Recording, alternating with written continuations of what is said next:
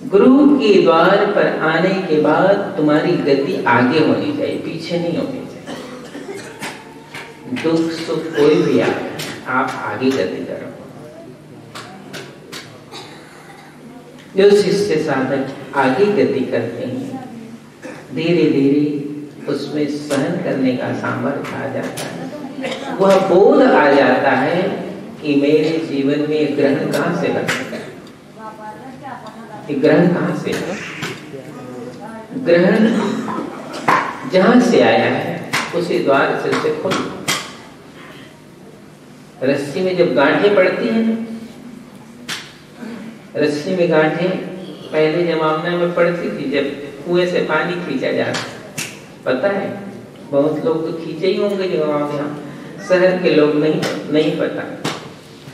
शहर के लोगों को बैगन का पेड़ क्या होता है ये नहीं पता, बैगन रोज खाते हैं। कई लोगों ने कहा कि साहब वो बैगन होता क्या, हम पता नहीं, खाते तो रोज है, एक खेत देखा ही नहीं तो क्या पता चले रोज। सब्जी तो रोज खरीद के आती है और कभी खेतों को देखा नहीं तो क्या पता कि बैगन क्या होता है। तो वो जो रस्सी होती थी उसमें गांठें पड़ जाती, तो ये हमेशा विधान है, रस्सी को खींचने से गांठें कड़ी होती है, वो खुलती नहीं है। गांठ को खोलने के लिए उसके विपरीत अवस्था में जाना पड़ता है, तभी गांठें खुलेंगी। तुम ताकत लगाकर खींचते रहोगे तो गांठें कड़ी हो जाएगी, वो कभी खुलती। तो जीवन की व्यवस्था है, गांठें कहां से लगी हैं, तुम खींचो मत उसको, उस गांठ को खोलो।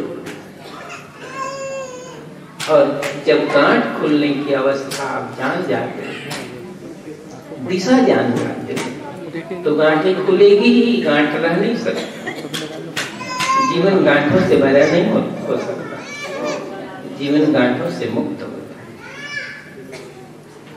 तो मुमुक्षु अवस्था में जिज्ञासु को साहिब के पास आए, गुरु के पास आए, ताकि ये अवस्था ऐसी बन सके कि हम धीरे धीरे शनै शनै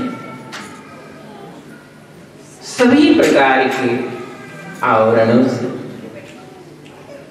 बंधन से कम से कम अपने को अलग कर सके,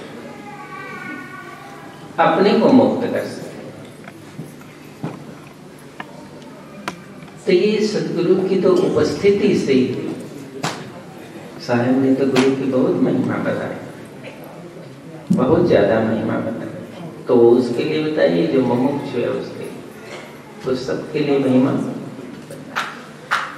जीवन संसार में शर्तों से काम चलता है, गुरु के मार्ग में शर्त से काम नहीं चलता। गुरु के मार्ग में शर्त नहीं चाहिए, साधन चाहिए। वहां साधन से काम चले, शर्त से काम नहीं चलता। तो मुमुक्षु ही साधन करता है, वो शर्त नहीं लगाता। तो जो शर्त लगाता है वो चूक जाता है, और साधन करता है वो मुक्त हो जाता है।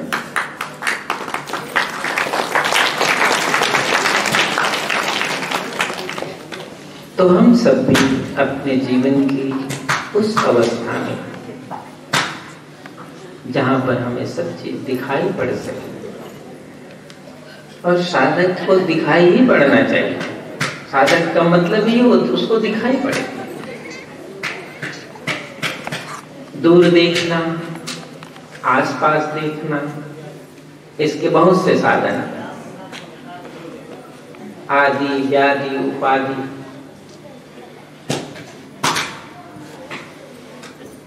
इतना टेम्परेचर है वो भी नापने का मशीन है, ब्लड प्रेशर नापने के सारे मशीन है। लेकिन मन कितना बिगड़ा है इसको नापने का कहीं मशीन है।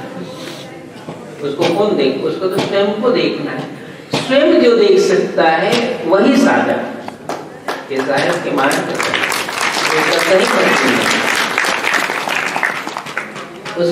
उसको स्वयं को देखना है। और रही बात संसार का मतलब क्या होता है? ऐसे तो शास्त्रों में लिखा है संसरति संसार, जो हमेशा परिवर्तित होता है। तुम जितना सोचते हो उससे ज्यादा वो परिवर्तित हो जाता है। वो बदल जाता है, उसी का नाम संसार। जितना आप हिसाब लगाते हो उस हिसाब से वो आगे चला जाता है, उसी का नाम संसार। इसीलिए साधक हिसाब लगाना छोड़ देता है, उस दिशा में कभी वो बढ़ता, क्योंकि वो जान चुका है, यही गुरु समझा देता है।